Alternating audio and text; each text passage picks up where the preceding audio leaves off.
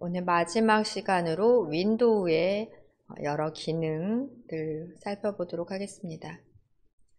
윈도우에서 우리 PC에 대한, 즉 컴퓨터에 대한 스펙, 사양을 확인하실 필요가 있는데요. 윈도우 버전이 어떤 것이 깔려 있는지, 그리고 컴퓨터 저장소의 저장 공간, 용량을 확인하실 수도 있고요.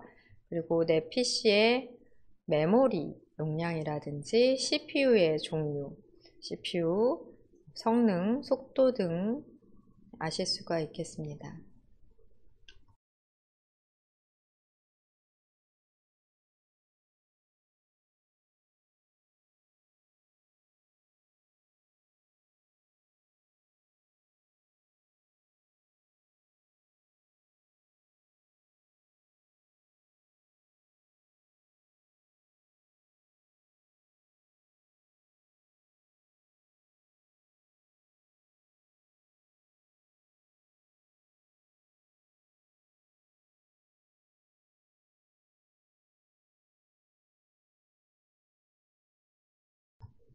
먼저 내 컴퓨터 사양을 확인하기 위해 시작 메뉴의 설정에서 확인하는 방법 해볼게요.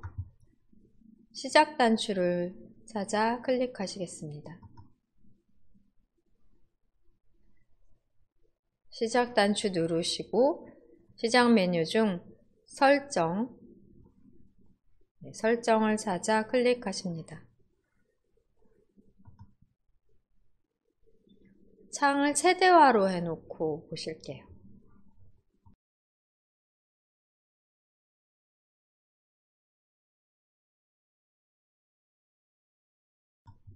여기에서 시스템 클릭하십니다.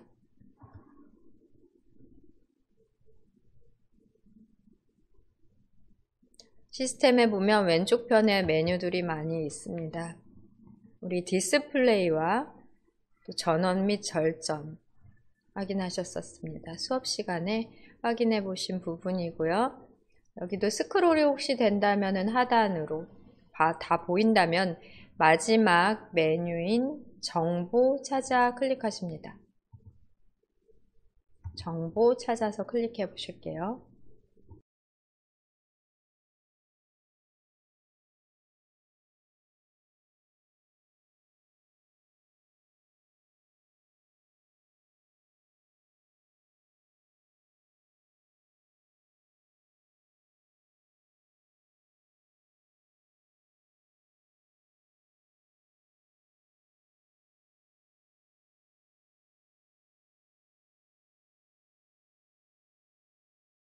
시작, 설정 화면에서는 시스템으로 이동해 정보 화면으로 이동하시면 되겠습니다. 정보 화면에 보시면 전체적으로 PC가 보호되고 있는 상황에 대해 바이러스 및 위협 방지, 그리고 방화벽 및 네트워크 보호, 앱 및 브라우저 컨트롤, 계정의 보호나 장치 보안에 관한 정보가 상단에서 먼저 보이고요. 그러니까 PC가 모니터링 되고 보호된다 하는 부분입니다. 그 아래쪽으로는 정보 부분의 아래쪽으로는 장치 사양이 나오는데요. 이게 바로 내 컴퓨터의 사양, 스펙이라고 하는 거라고 보시면 되겠고요. 데스크톱 디바이스 이름은 여러분들이 정해주시면은 디바이스 이름이 있을 수 있고 또 이름이 없을 수도 있고요. 그다음 프로세서 같은 경우에는 보통 CPU라고 하는 프로세서로 컴퓨터를 동작하도록 컴퓨터의 계산 작업, 모든 계산 작업, 동작하도록 하는 중요한 장치라고 할 수 있고요. 컴퓨터의 사양을 판가름하는 중요 장치 중에 하나가 되겠습니다. 여러분들 프로세서는 어떤 건지 한번 확인해 보시고요. 이런 경우에 이 프로세서가 어떤 성능이고 좋은 건지, 또 교체를 해야 될 필요성이 있는지 파악해서 이름을 확인하고 좀 더 컴퓨터를 잘 아는 사람한테 문의를 할 수도 있는 사항이겠죠. 인텔 회사의 코어 i3 8100 CPU 제 컴퓨터, 교육장의 컴퓨터의 프로세서가 확인이 돼요. 이전에 오래전부터 컴퓨터 사용하신 분들은 아마 펜티엄 프로세서이실 수도 있고 또 i3, i5, i7 등 이렇게 숫자가 달라지면서 개발된 시기라든지 성능에 따라 다를 수가 있습니다. 회사 같은 경우도 인텔 회사 말고도 또 다른 회사의 프로세서가 장착이 됐을 수도 있고요. 프로세서 중요하고요. 그리고 설치된 램이라고 하는 메모리도 중요합니다. 보통 4기가에서 8기가 사이로 많이 되어 있을 것 같고 또 많은 업무 작업을 한다면은 16기가 이상으로 램을 설치하는 경우도 있어요. 램의 용량이 4GB 정도다 하면은 웹서핑, 인터넷을 막 활용하고 여러 개의 프로그램을 활용해 작업할 때 약간 느린 현상이 있을 수도 있는데요. 램의 크기에 따라서 속도 차이, 렉 걸리는 좀 느리게 작동이 되는 그런 차이가 있을 수가 있겠습니다. 그리고 시스템 종류도 중요한데요. 64비트 운영체제 시스템인지 32비트 운영체제 시스템인지를 파악해야 되는 경우 바로 장치 사양 부분에서 하실 수 있으십니다. 간혹가다 프로그램을 설치하는 경우에 64비트 용을 설치해야 되느냐 32비트 용을 설치해야 되느냐 이렇게 구분돼서 프로그램이 제공이 될 때 내 컴퓨터의 시스템 종류 운영체제의 비트 수를 확인해서 맞는 프로그램으로 설치를 하셔야 될 때도 있기 때문에 여기 장치 사양 보실 줄을 아셔야 될 것 같아요.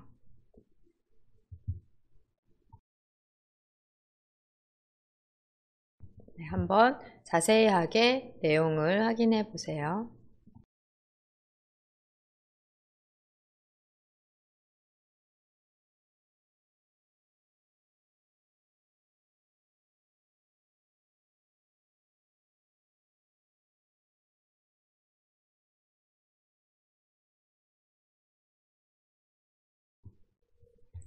아래쪽으로는 윈도우즈 사양 확인이 되십니다.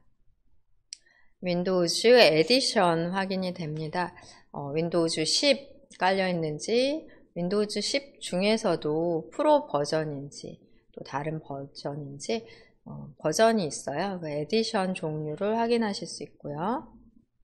요새는 윈도우 11 설치도 많이 자동으로 되시거나 업데이트 과정에서 11도 설치되는 경우도 있고 하니까 파악을 해 보시고요. 내 PC에 윈도우 몇이 설치되어 있는지 이런 CPU에 또 상단에 어떤 CPU가 있는지 램이 몇인지 이런 정보들은 설정의 시스템 부분 지금 현재 정보 화면에서 확인이 되겠습니다. 그리고 설치된 날짜도 확인이 돼요. 네. 설치된 날짜라든지 윈도우즈 10 에디션 중에도 버전 구체적으로도 확인이 되고요.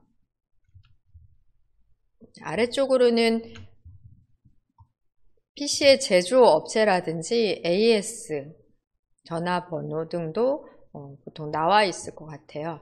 여러분들이 조립한 PC가 아니라면은 제조업체, 또 전화, AS 전화번호 등 나오고요. 온라인 사이트, 웹사이트도 링크 클릭해서 나오도록 아마 되어 있을 거예요. 그러니까 장치 사양, 그리고 윈도우즈 사양, 그리고 제조업체 등에 대한 정보 확인은 지금과 같이 설정의 시스템 정보 부분에서 파악이 되겠습니다. 네, 이러한 정보들을 또 파악하는 방법으로 현재는 설정 창에서 파악을 하시고 계신데요. 다른 방법으로도 가능하십니다. 현재 창을 닫고 확인해 볼게요. 오른쪽 상단에서 X, 닫기 단추를 누르시면 되겠고요. 바탕화면에는 아이콘 중 내 PC 아이콘이 있습니다. 내 PC 아이콘을 통해서도 가능하세요. 내 PC 아이콘에 대한 속성, 즉 내 PC에 대한 속성 확인을 하기 위해 아이콘에서 마우스 오른쪽 버튼 클릭하십니다. 메뉴 중에 맨 하단에 있는 속성이나 사양이나 같은 말이라고도 비슷한 의미라고 보실 수 있는데요. 내 PC에 대한 속성 메뉴 클릭하십니다.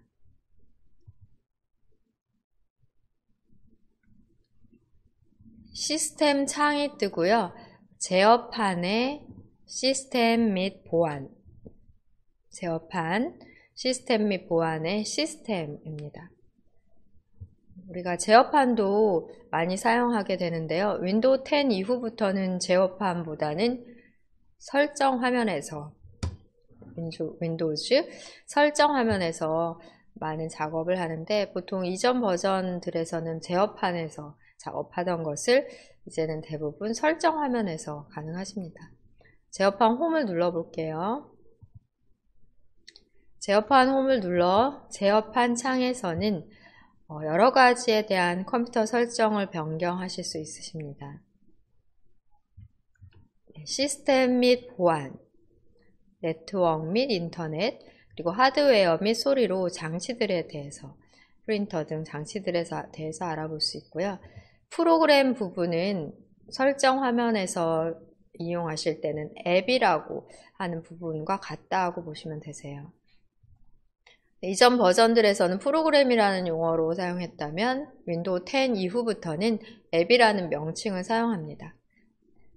프로그램이나 앱이나 같은 말이라고 보시면 되시겠고요. 그리고 사용자의 계정, 윈도우의 계정을 더 추가해서 사용하실 수도 있고, 모양 및 개인 설정은 우리 윈도우 설정에서 테마, 바탕화면, 배경 이런 설정하셨던 부분, 마우스 포인터라든지 창의 색상 등 설정하시는 부분입니다. 그리고 시계 및 국가와 접근성까지 제어판에서 컴퓨터 설정을 변경하실 수 있는 여러 가지 중 시스템 및 보안 클릭을 하시고요. 시스템 및 보안에는 또 더 많은 세부 메뉴들이 제공이 됩니다. 시스템 및 보안의 시스템 클릭을 하실게요. 네, 조금 전에 우리가 열었던 창이 바로 제어판 시스템 및 보안의 시스템 창입니다. 이 창을 다시 바탕화면에서 열어볼게요.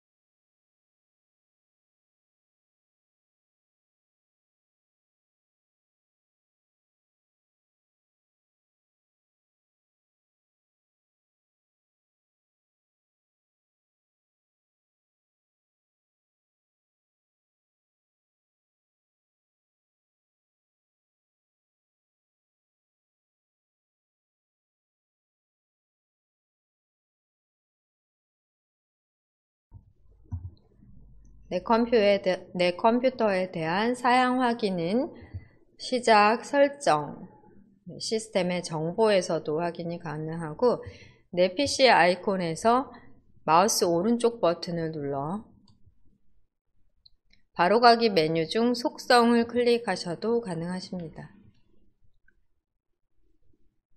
이때는 설정 화면이 아니라 제어판에서의 화면으로 제어판 시스템 및 보안 중 시스템 화면이라고 보시면 되겠고요.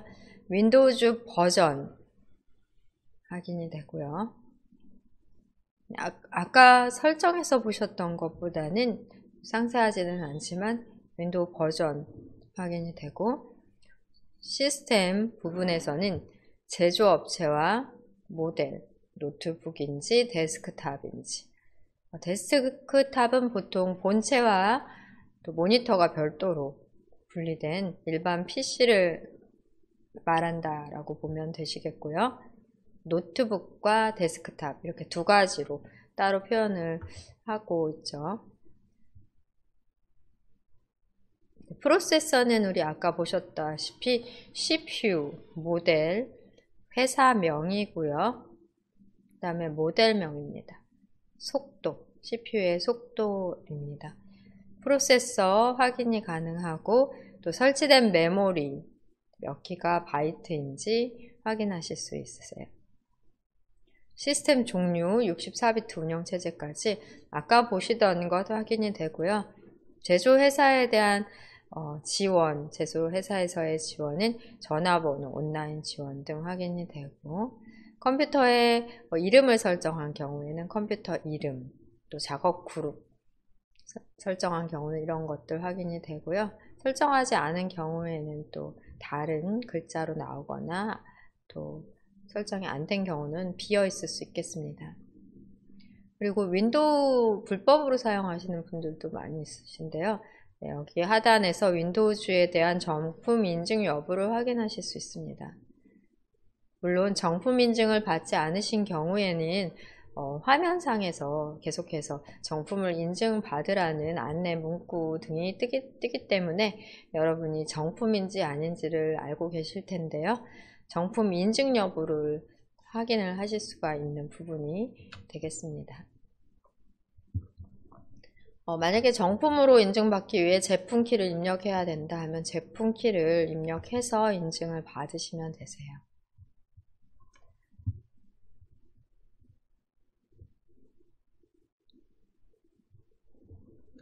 윈도우즈의 버전,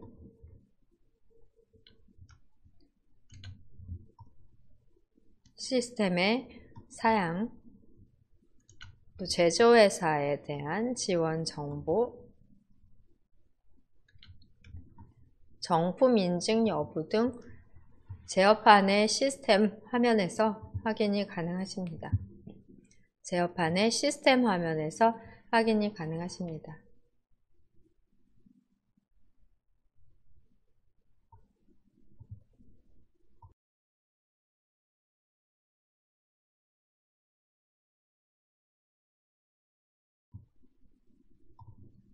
네, 정보를 확인해 보셨다면 현재 창은 닫겠습니다. 네, 창 닫기 누르시고요. 네, 컴퓨터의 사양, 스펙 중에서 총 저장 공간과 또 저장 장치에 대한 속성, 그리고 남은 공간 등 확인을 해 볼게요. 메뉴를 통해서 먼저 확인해 보겠습니다. 네, 설정 화면에서 조금 전에 우리가 정보 확인하셨듯이 설정 화면에서 저장소에 대한 확인도 가능하십니다. 시작 단추 누르시고 설정으로 이동하십니다. 아까와 같이 시스템 선택을 해 보실게요.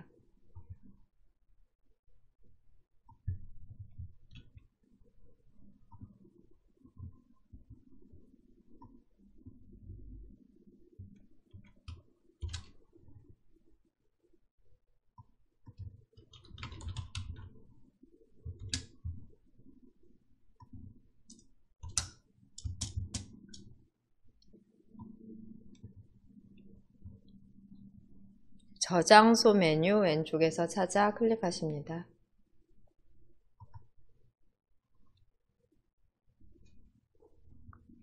네, 로컬 디스크 C라고 저는 현재 저장소 110GB로 확인이 되는데요. 네, 여러분들도 아마 로컬 디스크 C라고 다 나올 것 같아요. 기본적인 저장 장소로 프로그램이 설치되는 공간이라고 보시면 되겠습니다. 우리가 이용하는 바탕화면이나 또 문서, 다운로드, 사진, 동영상 폴더 등 모두 C라는 기본 저장 공간에 위치하게 되고요. 포괄적인 전체 저장 공간 이름, 알파벳 영문으로 C 레이블이 되겠고요. 로컬 디스크라는 명칭으로 보통 사용을 합니다. 여기에 지금 현재 총 저장 공간 중에서 저는 반을 약간 넘게 사용한 것인데요.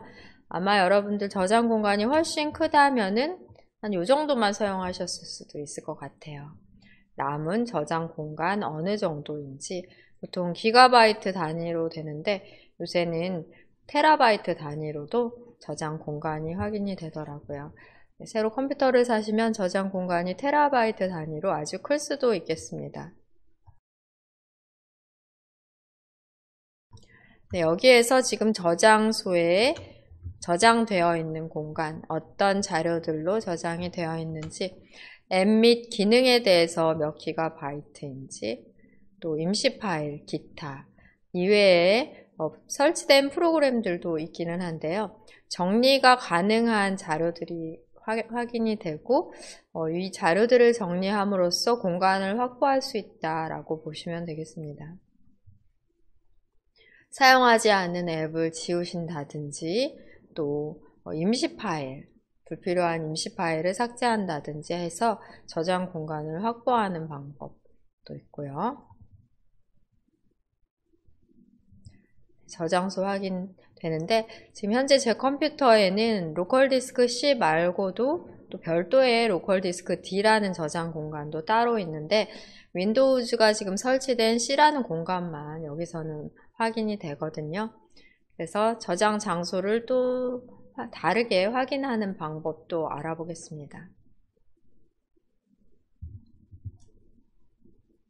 네, 오른쪽 상단에서 저장소 창은 X로 닫으시면 되겠고요.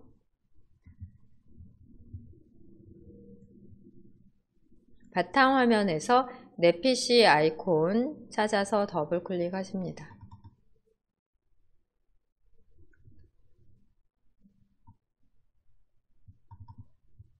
창을 최대화 하실게요.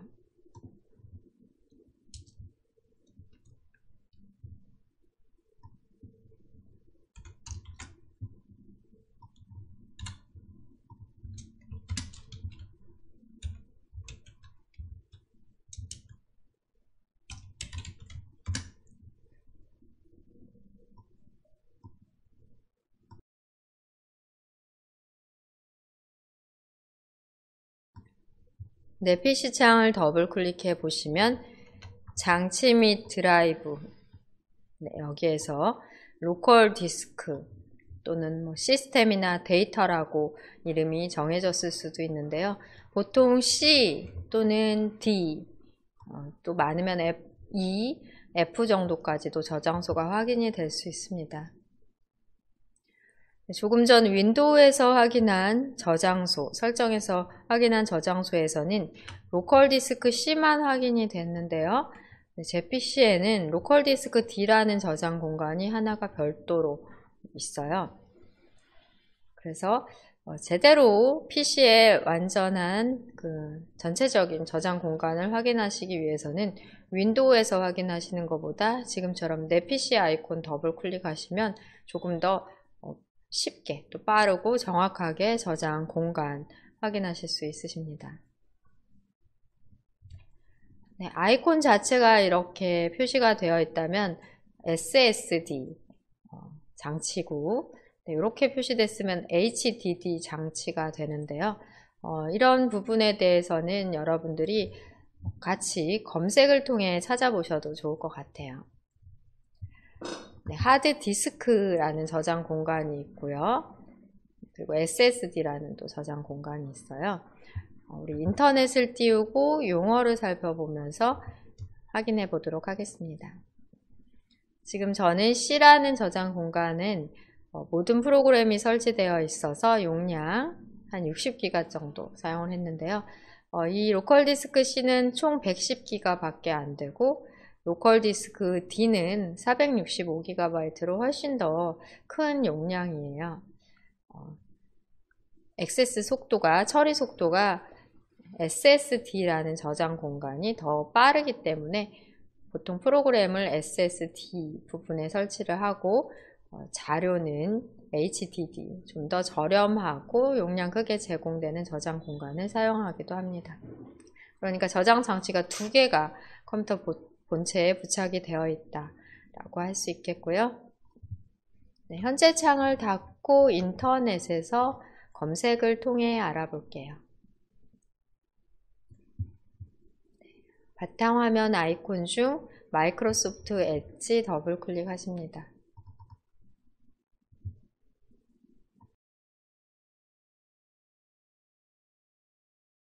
네이버로 이동해 보실게요.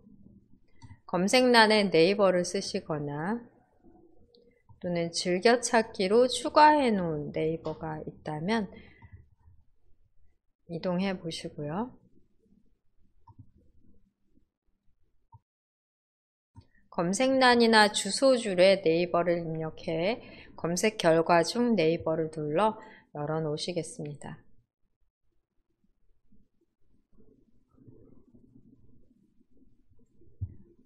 네, 여기에다가 우리가 궁금한 사항들을 검색하며 백과사전 정보 등도 확인하실 수 있는데요. 네, 상단에다가 하드디스크라고 써볼게요.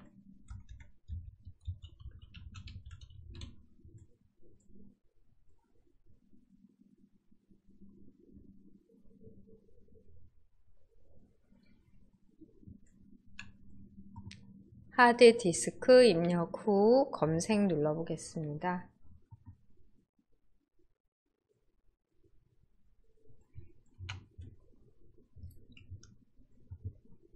우선 이미지로 어떻게 생겼나 확인해 볼까요? 이미지 단추를 눌러 확인해 보시면 PC 본체에 이런 장치가 부착이 되어 자료가 저장이 된다라고 보시면 되겠습니다. 네, 이렇게 딱딱한 저장 장치이기 때문에 하드디스크라는 이름이 붙었고요. 예전의 장치로는 플라스틱으로 되어서 잘 휘어지는 플로피 디스크도 있었어요. 네, 딱딱한 장치라는 의미로 하드디스크라는 명칭 사용하고요. 설명은 지식백과사전에서 찾아보겠습니다. 점점점 더보기 단추 클릭하시고 지식백과 클릭하십니다.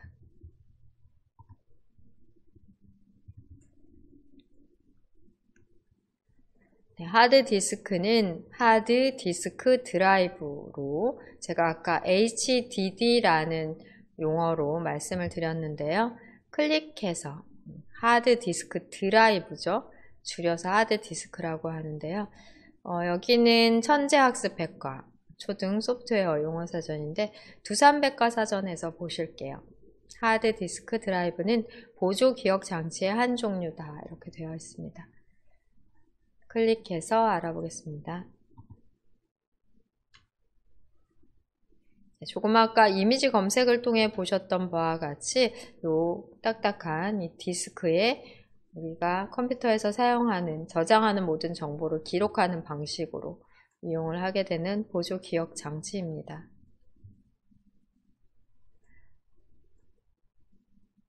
간단한 요약으로 자성체로 코팅된 원판형 알루미늄 기판에 자료를 저장할 수 있도록 만든 보조 기억 장치의 한 종류이다 되어 있고요. 자세한 설명은 여기 아래쪽에서 보실 수 있으세요.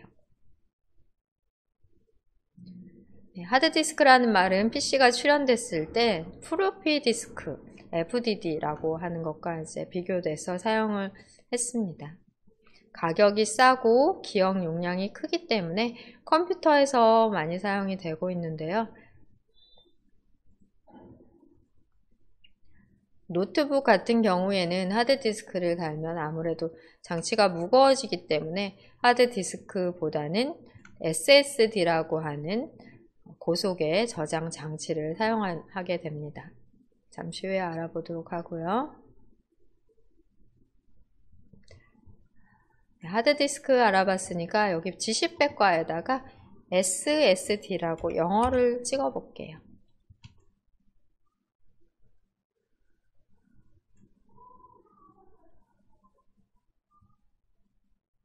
검색 눌러 보겠습니다.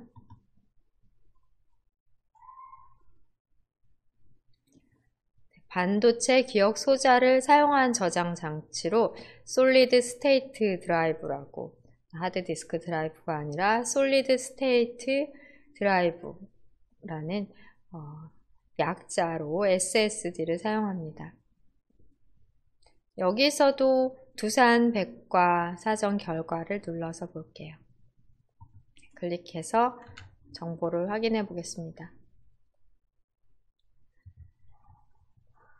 디스크에 자료를 저장하는 방식이 아니라 반도체를 이용해서 정보를 저장하는 장치로 하드디스크 드라이브에 비해 속도가 빠르고 기계적인 지연이나 실패율, 발열이나 소음도 적으며 소형화하고 경량화할 수 있는 장점이 있지만 약간 가격은 더 비싸다는 차이점이 있겠고요. 여기 사진으로는 아까 하드디스크 드라이브보다 얼마나 큰지 비교가 안 된다면 보통 하드디스크 드라이브 장치가 한 이 정도 된다 하면은 SSD의 장치 크기는 뭐 이 정도라든지 또 조금 더 작을 수도 있습니다. 훨씬 작고 가볍고 얇다 라고 보시면 되시겠고요. 하단으로는 또 자세한 설명이 나옵니다. 솔리드 스테이트 드라이브의 영문 머리 글자를 딴 약자고 하드디스크 드라이브와 비슷하게 동작하면서도 기계적인 장치는 HDD 하드디스크 드라이브고요. 이것은 반도체를 이용하는 방법으로 우리 보통 옛날에 그 스마트폰 또는 카메라에 그 저장 장치와 같은 반도체 저장 방식으로 이용을 하게 되는 장치입니다. 장점이 많은 반면 가격이 조금 비싸다는 게 단점이 될 수 있어요. 이제 두 번째 내용으로 연결 프로그램 변경하는 방법 알아보겠습니다. 우리가 지난 시간에 그림 파일도 만들거나 저장을 해보셨고요. 또 문서 파일도 만들어 보셨는데 해당 파일들은 연결되는 앱에 따라 열리게 됩니다. 연결되는 앱이 딱 하나 정해져 있는 경우도 있지만 같은 파일을 각기 다른 앱으로서 여는 것도 가능한데요. 필요에 따라 여러분이 더 사용하기 좋은 앱으로 연결 설정을 변경해 사용하실 수 있습니다. 우리가 아직 파일에 대해서 많이 배우지 않았기 때문에 조금 어려움이 있을 수 있는 부분이 되겠는데요. 우리가 만들어 놓은 파일들 바탕화면의 자료 폴더에 지난 시간 파일과 폴더 수업에서 정리를 해 놓으셨습니다. 자료 폴더를 더블 클릭해서 확인해 보실게요. 자료 폴더 더블 클릭하십니다.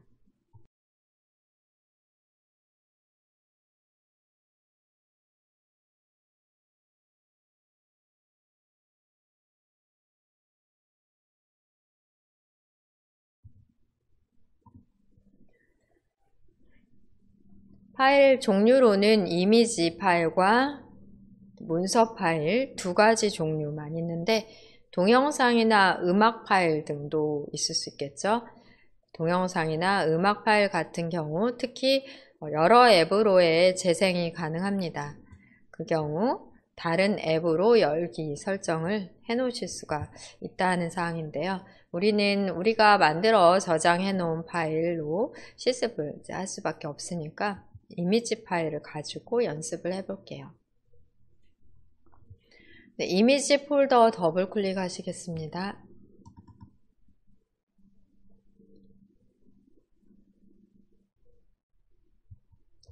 이미지 폴더를 더블 클릭하시면 먼저 시간에 우리 지난주에 저장을 해놨던 음식 사진도 있고요.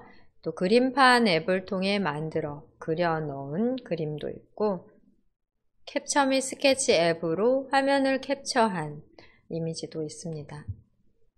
이 중에 생일카드는 그림판 앱을 통해 만들어 보셨는데요. 더블 클릭을 한다고 해도 그림판 앱으로 열리지는 않아요. 각기 여러분 PC에서 기본 앱으로 설정되어 있는, 연결되어 있는 앱으로 아마 열릴 것 같아요. 생일카드 이미지를 더블 클릭해 보겠습니다.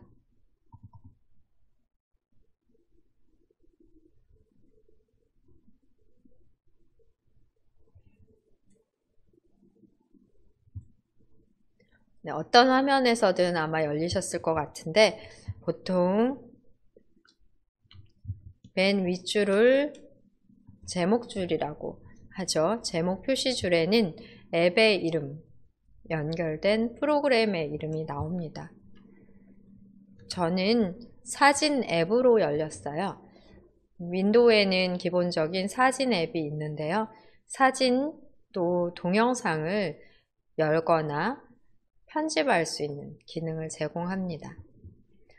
여러분들은 또 사진 앱으로 열리지 않고 윈도우즈 사진 뷰어나 또는 설치된 다른 사진 뷰어 창에서 열렸을 확률이 높은데요. 바로 왼쪽 편 또 상단 제목 표시줄에서 연결된 프로그램을 확인하실 수 있습니다. 창을 닫아보고요.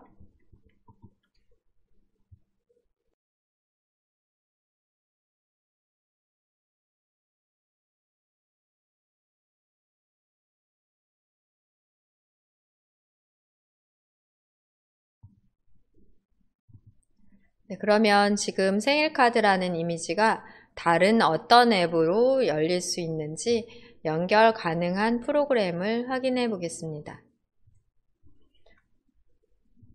생일카드 아이콘에서 마우스 오른쪽 버튼 클릭하실게요.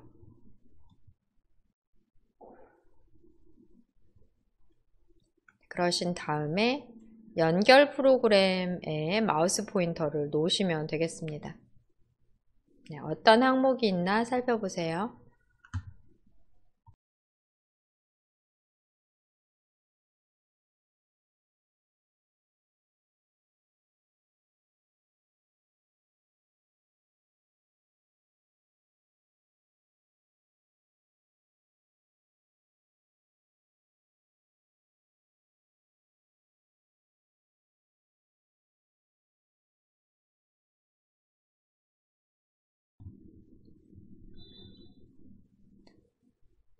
열고자 하는 파일에서 마우스 오른쪽 버튼을 클릭해 연결 프로그램을 바꾸실 수 있습니다. 보통 더블 클릭하면 기본으로 연결되어 있는 프로그램으로 실행이 되게 되는데요. 지금 현재는 사진 앱, 사진 프로그램이 연결되어 있는 상태예요. 저 같은 경우는. 그런데 그림판으로도 열 수 있고 캡처 및 스케치 앱으로도 열 수 있고 또 다른 프로그램으로도 현재의 이미지 파일을 열 수 있다라고 이해하시면 되겠습니다. 아마 여러분들도 그림판 항목이 보일 것 같아요. 그림판 선택해 보겠습니다. 저 같은 경우에는 기본적으로 사진 앱이 연결되어 있는데 바꿔서 그림판을 클릭함으로써 그림판 앱에서 생일카드를 바로 이렇게 열 수 있고요. 그림판은 상단에 도구 단추를 통해 그림을 그리고 편집할 수 있으니까 우리 이 그림, 이 카드를 그렸던 것처럼 상단 단추들을 통해서 다시 꾸미는 작업, 수정하는 작업도 할 수 있습니다.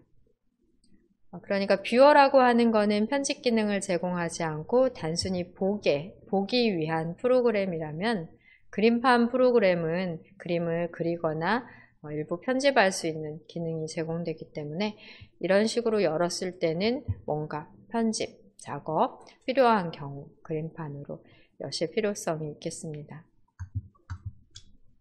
네, 지금 열어놓은 프로그램은 제목 표시줄 보시면 어떤 프로그램으로 열렸는지를 확인하실 수 있고요.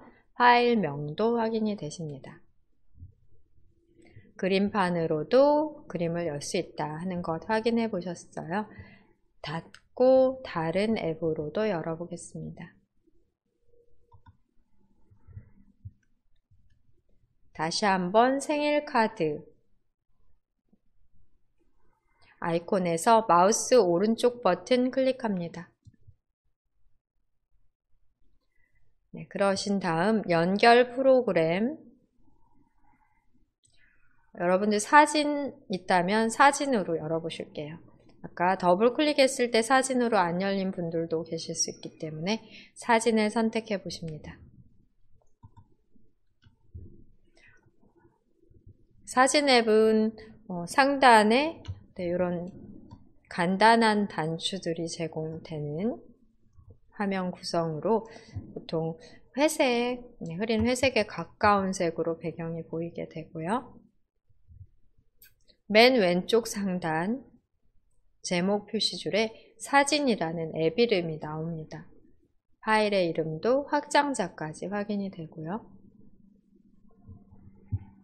사진 앱으로 열어보셨고, 사진 앱의 오른쪽 하단 양쪽 화살표 단추를 클릭하면 전체 화면으로 보는 게 가능하세요. 앱에 대한 활용법도 알고 계시면 좋으니까 확인해 보겠습니다. 사진을 전체 화면으로 볼 수 있으며 다음 사진 이렇게 넘겨 보실 수 있어요. 인터넷에서 저장한 사진은 큰 사진도 있고 작은 사진도 있고요. 업로드된, 올려져 있는 파일의 원본 크기대로 우리가 저장을 받을 수 있기 때문에 저장을 받아보면 크기가 제각각일 수 있겠습니다. 그리고 이 창은 지금 파일 탐색기 창이 아니라 파일 탐색기 창을 캡처한 화면이에요. 그래서 이게 지금 파일 탐색기인지 착각하지 않아야 되겠습니다. 이렇게 넘겨보시면 우리가 캡처를 했던 화면이다 하는 것, 여기 전체 화면에서 빠져나오도록 화살표 단추를 눌러보시고요. 이렇게 하시고서 보시면 이 부분이 바로 창이 아니라, 실제 창이 아니라 캡처한 이미지인 줄 알 수 있는데, 이것을 전체 화면으로 보니까 실제 이게 파일 탐색기 창처럼 또 착각이 될 수도 있겠습니다. 네, 전체 화면에서 벗어나서 확인해 볼게요.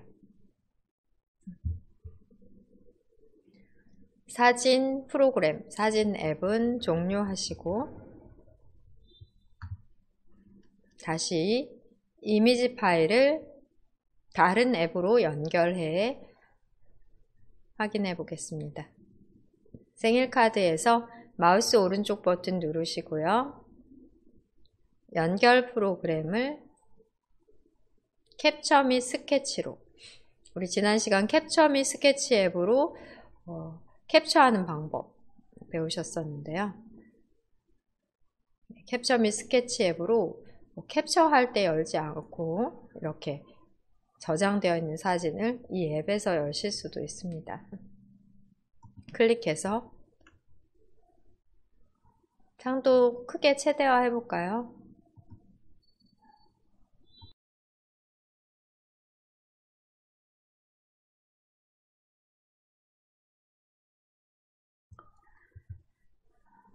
네, 열려져 있는 상태에서 보시면 현재 앱의 이름, 프로그램의 이름, 캡처 및 스케치 창이고, 새로운 캡처를 하시기 위해서는 새 캡처 단추 눌러, 지금 현재 이 뒤에 창을 캡처하는 거죠. 열어놓은 이미지가 아니라 뒷창을 캡처하실 수 있습니다. 캡처 및 스케치 앱에는 눈금자 기능이 있었잖아요. 그래서 그냥 그리기 하는 것보다 눈금자를 통해 뭔가 그리기를 하고자 한다라고 하는 경우에 이렇게 저장되어 있는 이미지를 캡처 및 스케치 앱에 연결해서 이렇게 열어주시고 상단에 단추들을 통해 그리기 작업 이렇게 하시면 또 괜찮을 것 같네요. 각도기도 있었고요. 상단에 단추들을 통해 그리기가 가능하다.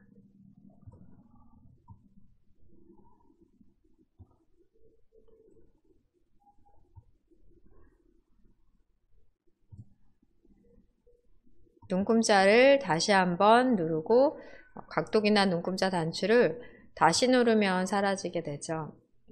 네, 이렇게 해서 보통 여러분들이 사진 편집 프로그램을 별도로 사용하시게 되는데 캡처 및 스케치 앱의 장점이 이 각도기나 눈금자로 그림을 이렇게 대고 그릴 수 있다는 게 좋으니까 이런 부분을 사용하고자 할 때는 이미지를 사진 편집 앱이 아니라 캡처 및 스케치 앱에 연결해서 캡처 및 스케치 앱에서 열어도 괜찮을 것 같습니다.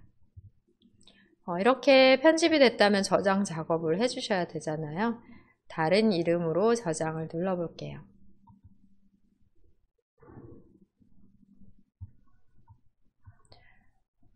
네, 저장되어 있던 생일카드에 그대로 덮어 씌우기 할 때는 파일 이름을 그대로 둔 채 저장을 하시면 되고요.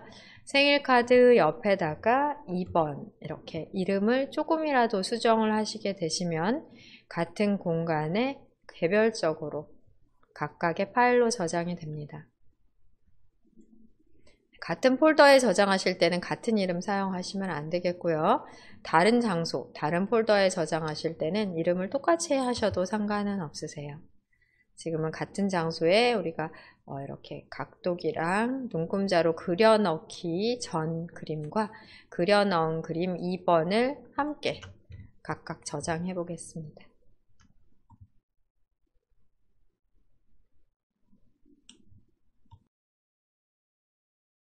똑같은 이미지 파일인 경우에도 더블 클릭해서 단순히 뷰어로만 볼 수도 있고 또는 그 연결되어 있는 프로그램으로만 사용할 수 있지만 연결 프로그램을 바꿔 열므로써 이 해당 앱에서의 기능을 그림에서 사용을 하실 수가 있다.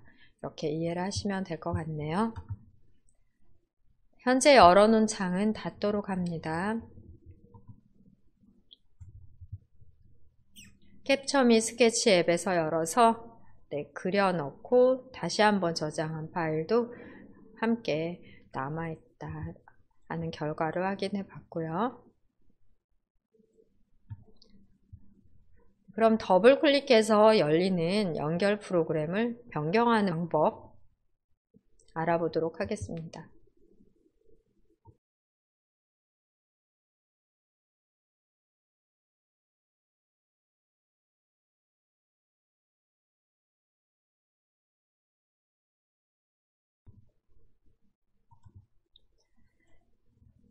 마우스 오른쪽 버튼을 눌러 연결 프로그램을 그때그때 변경하실 수도 있지만 더블 클릭해서 연결되는 프로그램 자체를 변경하는 것도 가능하세요.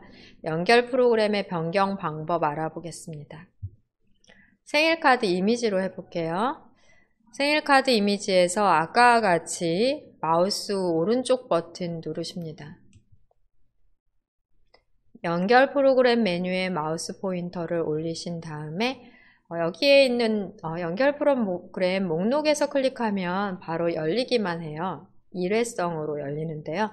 고정해서 연결 프로그램으로 지정하려면 다른 앱 선택 메뉴 누르셔야 되겠습니다. 다른 앱 선택 메뉴를 누르신 다음 항상 이 앱을 사용해 JPG 파일 열기 눌러주실게요. 파일에서 마우스 오른쪽 버튼 연결 프로그램에서 다른 앱 선택 항상 이 앱을 사용하여 JPG 파일 열기 선택합니다. 체크를 해주시면은 생일카드뿐 아니라 파일 형식이 JPG인 파일들은 모두 우리가 선택하는 앱에 연결되어서 열리게 돼요. 연습으로 캡처 및 스케치로 연결 프로그램을 지정해 보겠습니다. 없다면 그림판으로 하셔도 괜찮으시고요. 현재 연결된 앱은 저는 사진이라고 나와요. 여러분은 어떤 앱이 현재 연결된 앱인지 확인해 보시고 나중에 다시 원위치 하도록 하겠습니다. 사진 앱인 상태에서 캡처 및 스케치로 클릭하고 항상 JPG 파일이 캡처 및 스케치 앱에서 열리도록 확인을 눌러 설정 변경해 봅니다. 네, 지금은 일회성으로 이렇게 열리게 되고요. 닫고 더블 클릭했을 때 이제는 캡처 미 스케치 앱에서 열립니다. 해볼까요? 더블 클릭하시면 사진 앱에서 열리지 않고 이제는 무조건 캡처 미 스케치 앱에서 열어줍니다. 캡처 미 스케치 앱에서 열면 단점이 있죠. 네, 이런 부분을 눌러서 다음 사진 넘겨본다거나 하는 여러 가지가 안 되니까 불편함이 많이 있습니다. 네, 장을 닫고 또 다른 것을 더블 클릭. 음식 사진도 더블 클릭을 해 보실게요. 더블 클릭하시면 연결 프로그램을 캡처 미 스케치로 했기 때문에 생일카드 이외의 이미지들 중 JPG 이미지들은 캡처 미 스케치 앱에서 열리게 됩니다. 또 닫고요. 종류가 다른 이미지가 있었다. 이를테면 PNG 이미지나 GIF 등 파일의 형식이 달랐다 하는 경우에는 원래 열리던 앱으로 열리게 되고요. JPG 파일 종류만 연결을 했습니다. 지금 잡채 파일 같은 경우는 JPG 파일이 아니에요.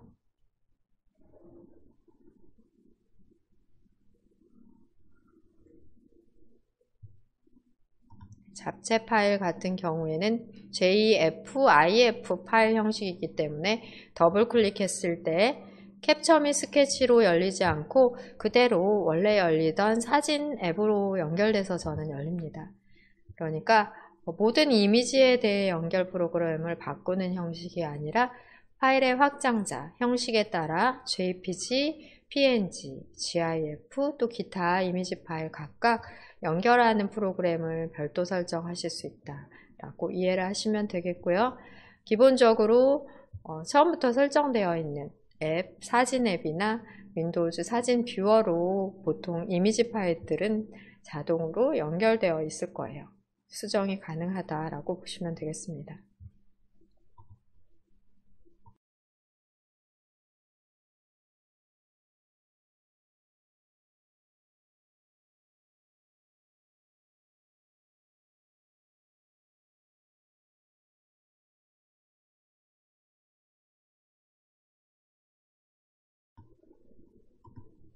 캡처 미 스케치 앱을 통해 캡처한 이미지도 JPG로 저장을 했다면 더블 클릭했을 때 캡처 미 스케치 앱에서 열리게 되죠.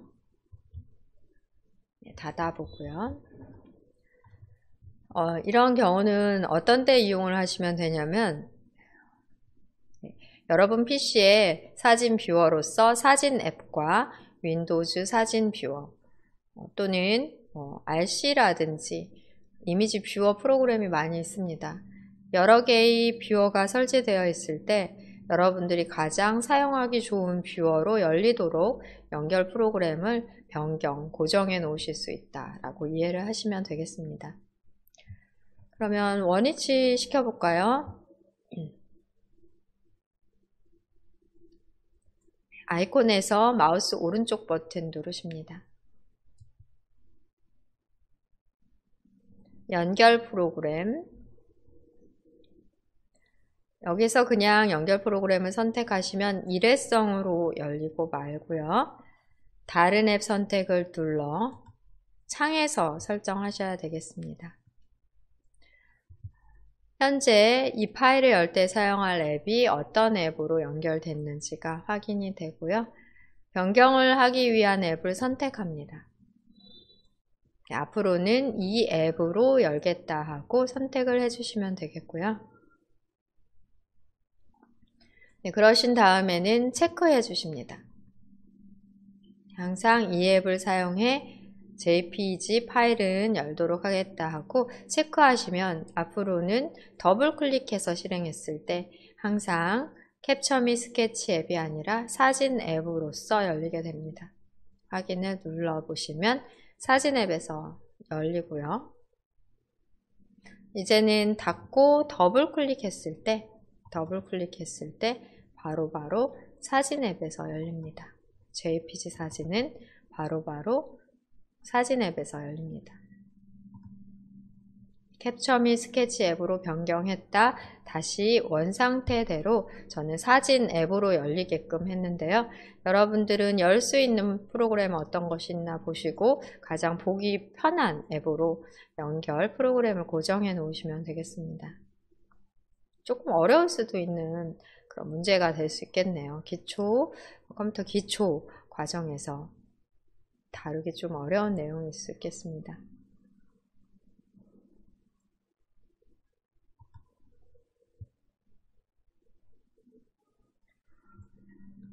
다시 자료 폴더로 이동해 보겠습니다. 중요 문서 폴더 더블 클릭해 보십니다. 문서 폴더도 확인해 볼게요. 보기 메뉴를 클릭하시고 큰 아이콘으로 바꿔 보겠습니다.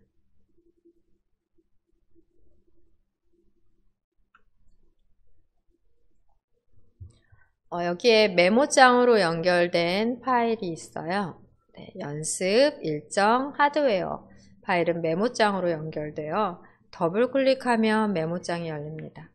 더블 클릭해 보실게요. 메모장이 바로 실행이 되고요.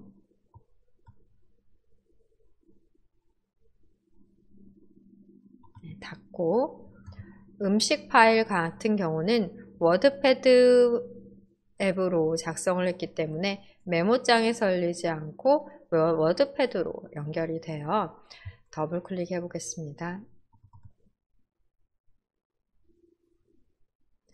저는 MS 워드, 오피스의 워드 프로그램이 설치되어 있기 때문에 이렇게 열리고 있고요. 상단에 혹시 편집 사용 같은 게 나온다면 눌러주시고 안 나온다면 그대로 사용하시면 되겠습니다.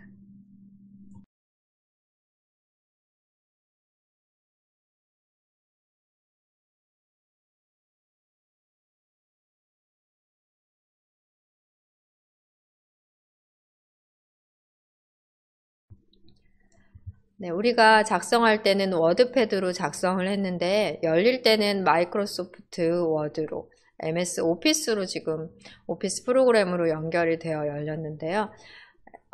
워드패드로 연결되어서 열리도록 수정을 해 놓으실 수 있습니다. 여러분들 PC에 워드패드만 있고 마이크로소프트 워드, 그러니까 MS 오피스 프로그램이 없다면 워드패드로 열렸을 것 같고요. 워드패드도 설치되어 있고 또 오피스 프로그램에 MS 워드도 있다면 저와 같이 상단 제목 표시줄에 마이크로소프트 워드로 열려져 있을 것 같아요. 구분은 여기 상단에 있는 메뉴와 도구 상자, 즉 리본 메뉴 부분에서 확인하실 수 있는데 워드패드는 이렇게 많은 기능이 있지 않았어요. 네, 이렇게 많은 메뉴도 있지 않았잖아요.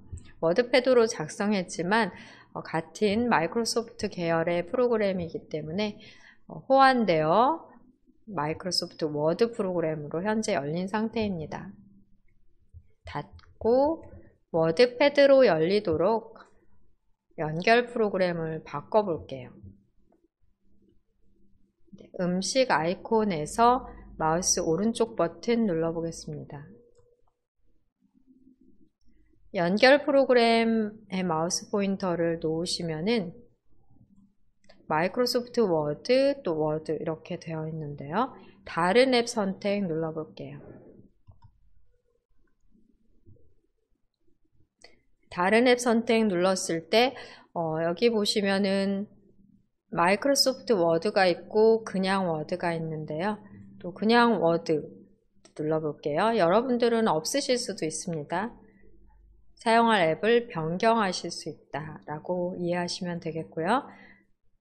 클릭하시고 항상 이 앱을 사용하여 이 형식의 파일을 열 수 있도록 체크하고 확인하면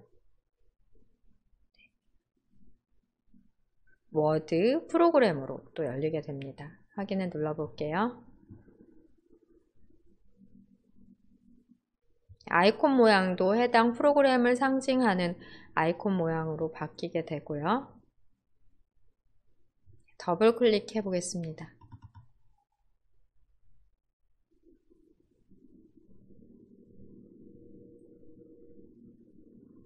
네, 지금은 잘 연결이 되지 않아 열리지 않는데요.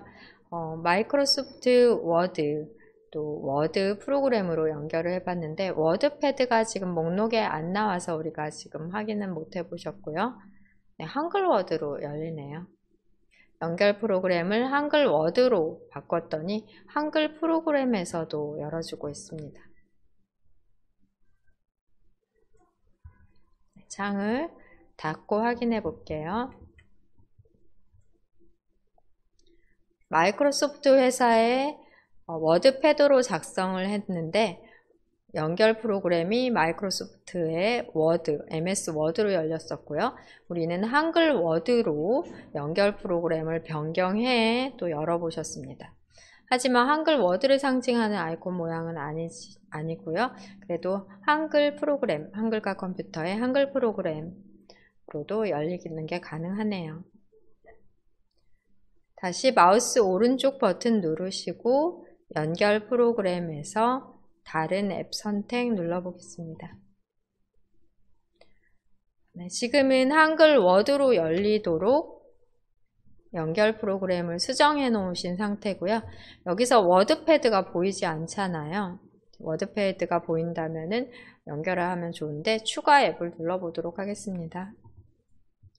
추가 앱을 눌러 하단의 목록에서 더 살펴보면 이제 워드패드가 나오네요. 워드패드로 열릴 수 있도록 선택을 해주시고요. 항상 이 앱을 사용해서 RTF 파일, 간단한 서식이 있는 파일을 열 수 있도록 확인까지 눌러주겠습니다. 아이콘 모양이 워드패드 아이콘 모양으로 바뀌게 됩니다. W가 있다면 MS 워드 파일이 되겠고요. 이렇게 A가 있다면 워드패드용 파일이라고 보시면 됩니다. 이제 음식 파일은 더블 클릭하면은 워드패드로 열렸고요. 워드패드는 이렇게 간단한 메뉴, 리본 메뉴로 또 메뉴도 홈과 보기 메뉴만 있고 리본 메뉴도 상당히 간단하잖아요. 이렇게 확인해서 보실 수 있으십니다. 지금 어떤 앱으로, 어떤 프로그램으로 열렸는지는 제목 표시줄을 통해 확인해 보실 수 있으십니다. 또 창을 닫아보고요. 아이콘이 상징을 한다라고 보시면 되세요. 이미지 파일 같은 경우는 미리 보기 썸네일로 보이니까 별로 구분이 안 됐었는데요. 아이콘을 보고 워드패드로 연결이 됐는지, 또 MS 워드로 연결이 됐는지, 또 한글 워드로 연결이 됐는지를 구분을 하실 수가 있겠습니다. 연결 프로그램에 대한 변경은 해당 형식의 아이콘에서도 변경이 가능하고요. 또 윈도우즈의 설정에서도 변경하는 방법이 있습니다. 시작 단추를 눌러 확인해 보실게요. 시작 단추 클릭하신 다음에 설정으로 이동하십니다.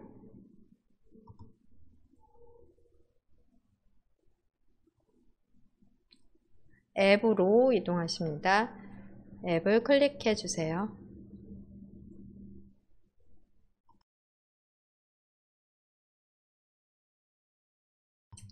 앱 화면의 첫 번째는 앱 및 기능으로 우리 PC에 설치된 모든 앱을 확인하시고 제거도 가능하십니다.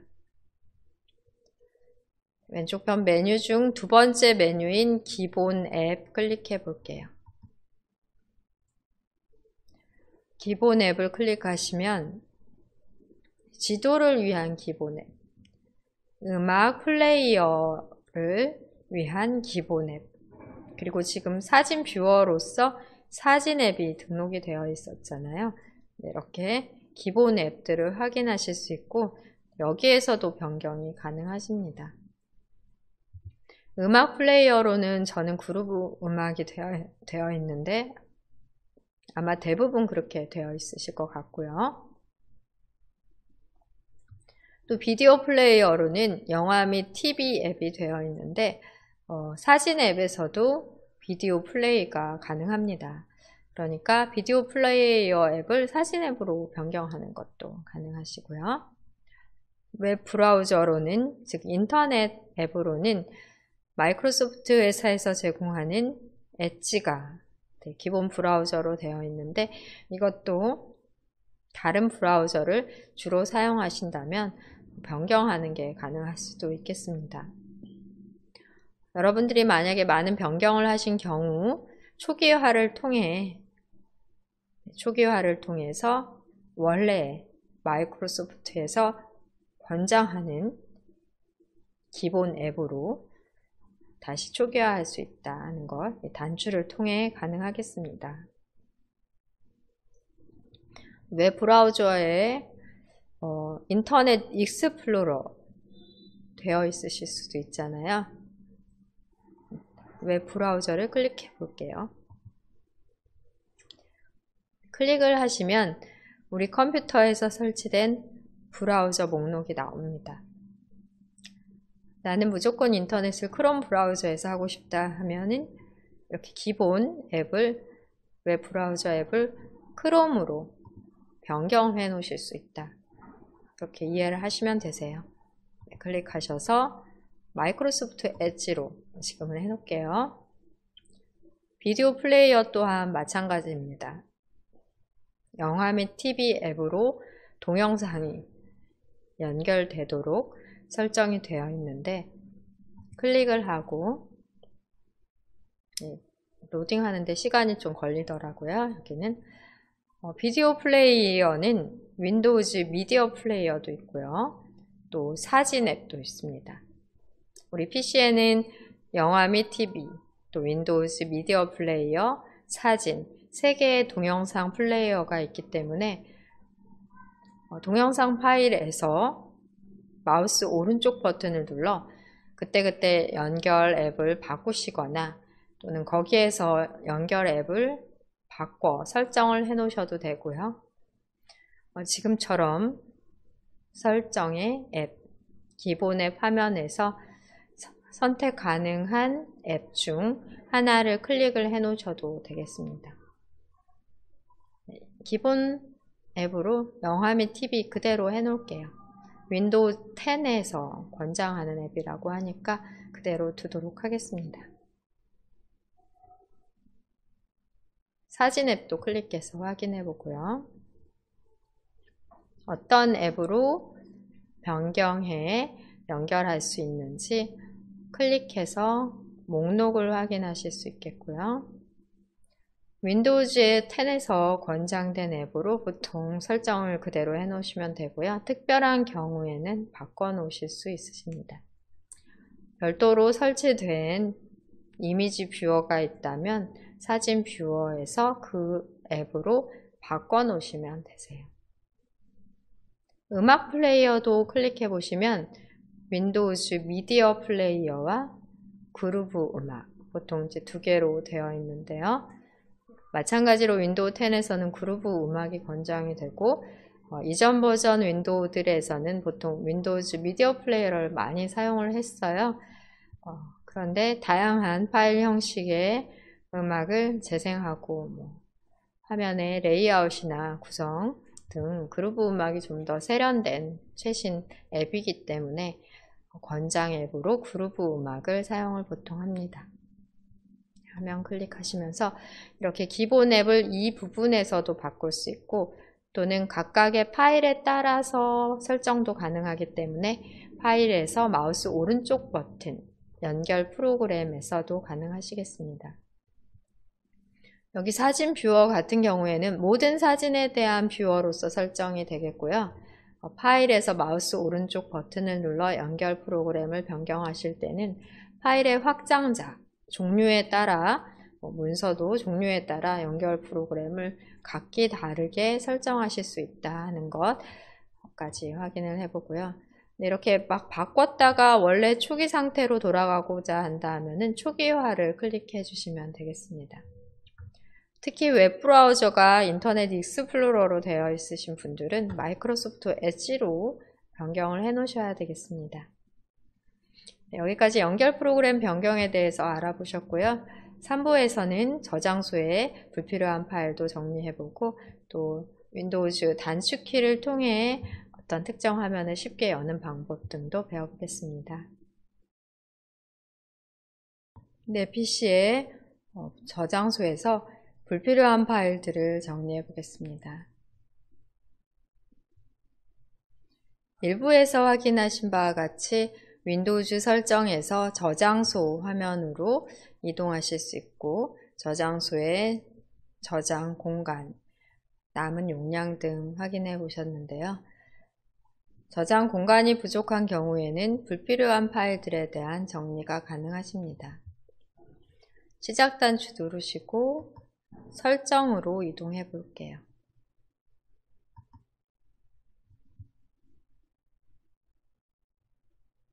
시스템 선택하십니다. 저장소까지 클릭을 하실게요.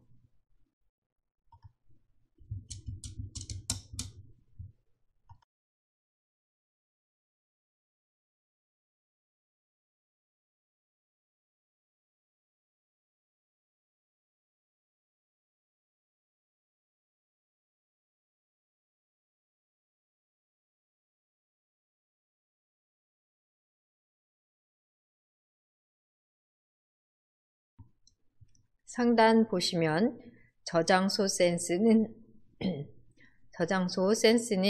임시 파일이나 휴지통의 컨텐츠와 등과 같은 필요하지 않은 파일을 제거함으로써 공간을 자동으로 확보합니다. 라고 되어 있습니다. 지금 저장소 센스를 꺼놓은 상태인데요. 켜보도록 할게요. 오른쪽 편을 클릭하셔서 켬을 클릭합니다.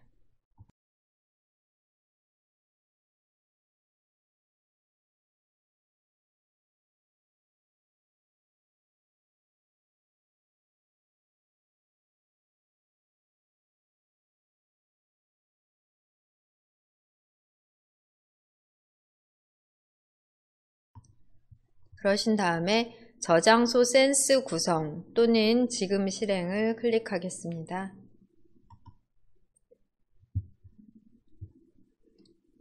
저장 공간 센스의 실행은 사용 가능한 디스크 공간이 부족할 때로 되어 있고요. 목록 단추를 눌러 확인을 해보면 매일이라든지 매주, 매월도 가능한데 디스크 공간이 부족할 때만 저장 공간 센스를 실행해서 활용하는 것으로 해놓으시면 되겠습니다.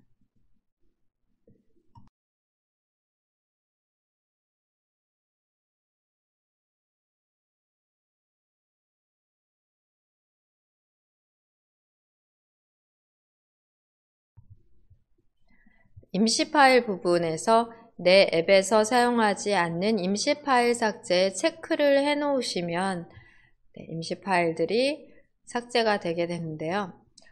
휴지통에 있는 파일 또한 해당이 됩니다.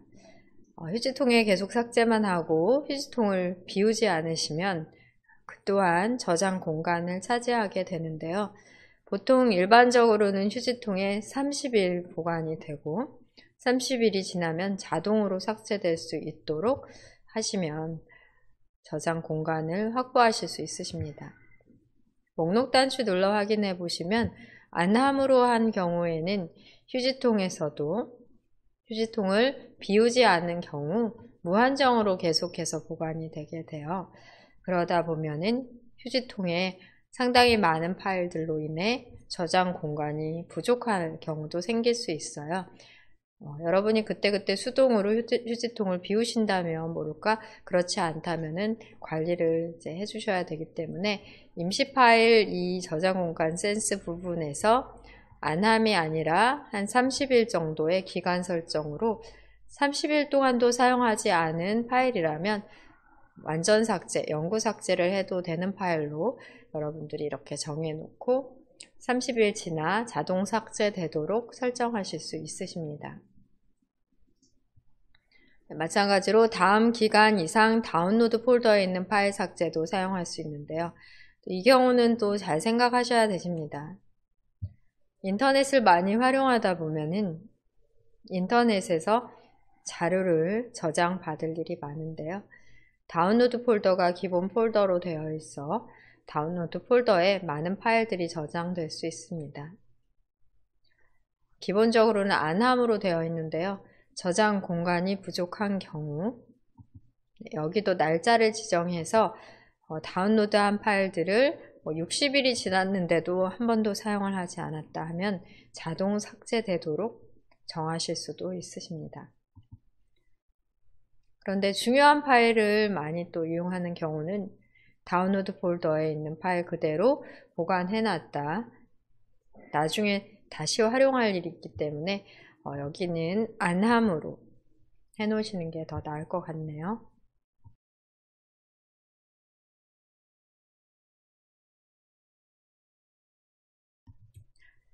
아래쪽으로 스크롤 해보겠습니다. 지금 공간 확보 부분에서 디스크 공간이 부족한 경우 이 페이지에서 파일 정리를 설정할 수 있다라고 되어 있습니다. 지금 제 컴퓨터나 여러분 PC가 저장 공간이 부족하지는 않을 수도 있는데요. 정리 시작을 눌러 부족한 경우에 어떻게 하면 되는지 확인해 보겠습니다. 정리 시작 클릭해 볼게요. 파일을 정리 중이다 하는 메시지가 나옵니다. 정리하는 동안 기다려 보도록 하겠습니다.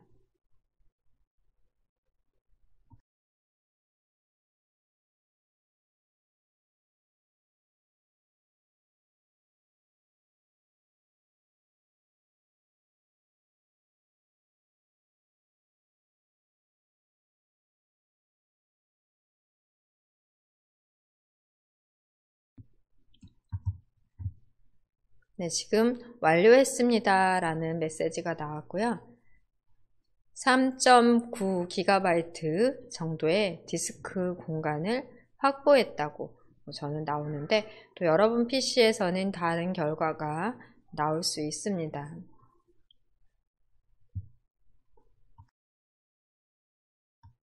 네, 4GB 정도니까 꽤 되는 공간을 확보를 했네요.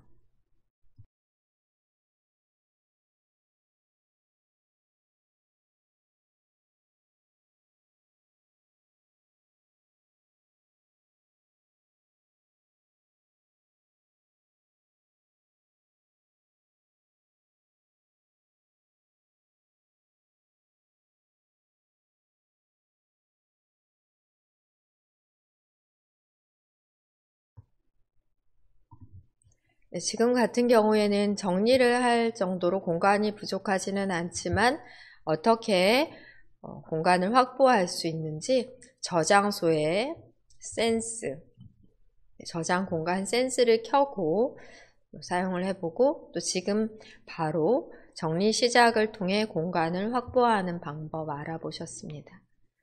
추후에 계속해서 컴퓨터를 사용하다가 혹시라도 저장 공간이 부족하다 싶을 때는 이런 방법으로 저장 공간을 좀 더 확보해 보고요. 그리고 이렇게 확보를 하신 경우에는 우리가 직접 폴더에 저장해 놓은 그림이나 사진, 동영상, 문서 파일들이 삭제되는 것은 아니기 때문에 실제로 저장 공간을 좀 더 확보하고자 한다면 우리가 생성해 놓은 파일 자체 중 사용하지 않는 파일을 삭제해 주시고 또 사용하지 않는 프로그램 설치된 경우 제거를 해주시는 방법으로 공간을 확보를 하셔야 되십니다.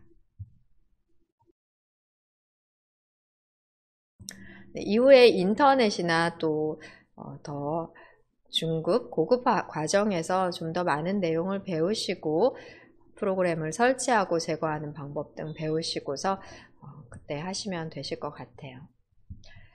네. 오른쪽 상단의 창을 X단추 눌러 닫으십니다.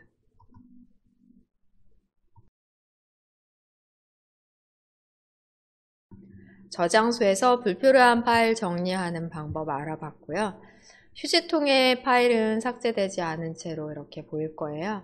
휴지통 같은 경우에는 지금 30일 동안 사용하지 않은 경우에 삭제되도록 설정이 되어 있기 때문에 30일 지난 것부터 하나하나 순차적으로 삭제가 자동으로 됩니다. 눈에 보이지 않는 임시 파일들을 삭제해줬다라고 생각하시면 되겠고요. 우리가 폴더에 만들어 놓은 사진 문서가 삭제는 되지 않았어요.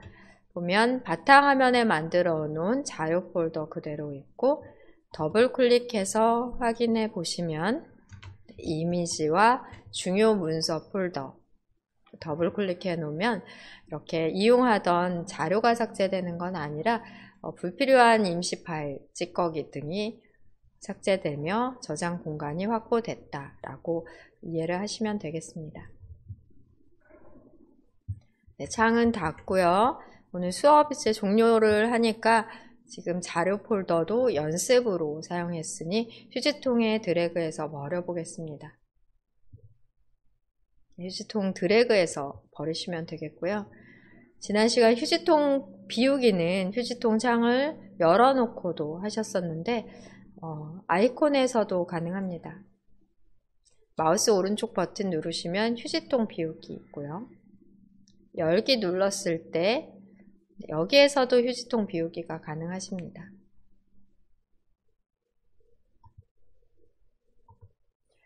아이콘에서 창을 닫으시고 아이콘에서 휴지통 비우기를 해볼게요. 휴지통에서 마우스 오른쪽 버튼 휴지통 비우기로 저장 공간을 더 확보하실 수 있으십니다.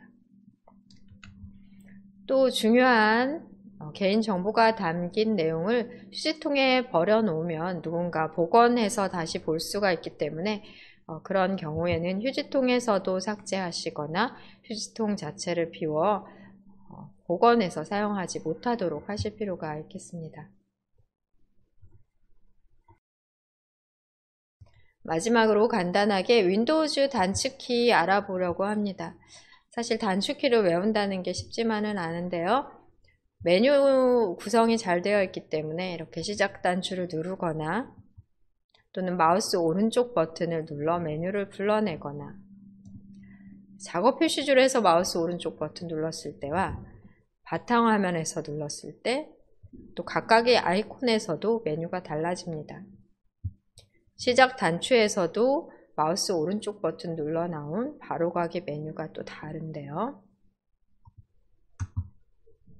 메뉴를 통한 방법 말고 단축키 통한 방법으로 키보드 중에 윈도우 키 확인해 보세요.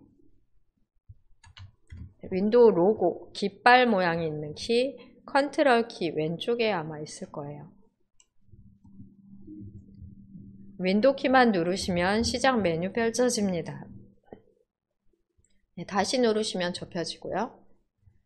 윈도우 키 누르시면 시작 메뉴 펼쳐집니다. 다시 누르시면 접혀지는 방법으로 윈도우 키 하나만 눌렀을 때는 이렇게 되고요. 윈도우 키와 다른 키를 조합하신 경우에는 또 다르게 메뉴 창이 나오도록 가능하십니다. 윈도우 키 누른 채로 키보드에서 I 눌러보겠습니다. 윈도우즈 설정 창이 나오고요. 창 닫고 확인해 보십니다.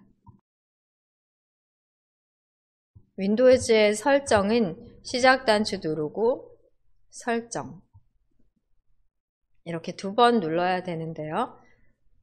창을 닫고 키보드의 단축키를 활용하시는 경우 윈도우 키 누르시고 알파벳 I 누르시면 윈도우즈의 설정 창으로 바로 이동이 되십니다.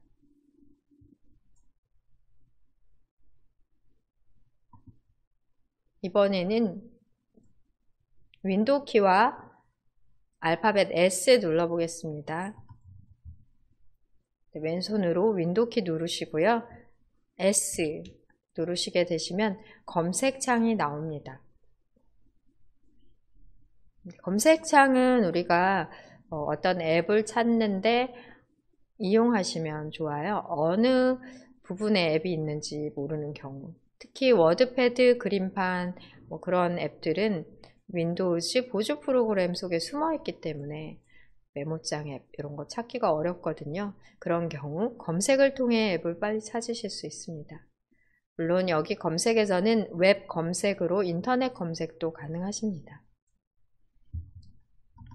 작업 표시줄에 검색 단추를 보이도록 해놨으면 클릭하시면 바로 검색창 나오고요. 검색 단추를 안 보이게 해놓으신 경우에는 검색을 이용하실 수 없고, 또 검색란이 검색 상자가 바로 보여지도록 설정도 가능하신데요. 단축키로 윈도우즈 S, 윈도우즈 키와 S 키를 알고 계시다면 검색창을 쉽게 여실 수 있으십니다.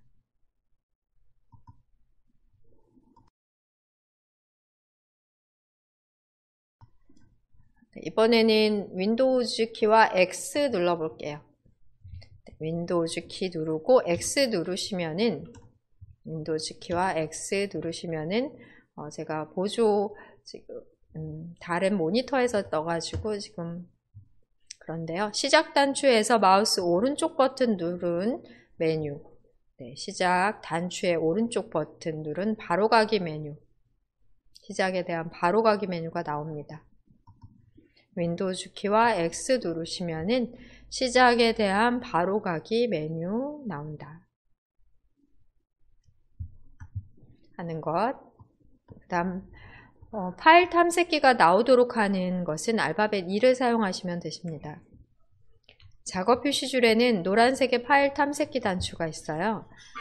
클릭을 하시면 보통 파일 탐색기 창이 뜨고, 왼쪽에 탐색 창에서 위치 찾아서 폴더를 선택해서 이용을 하시면 되십니다.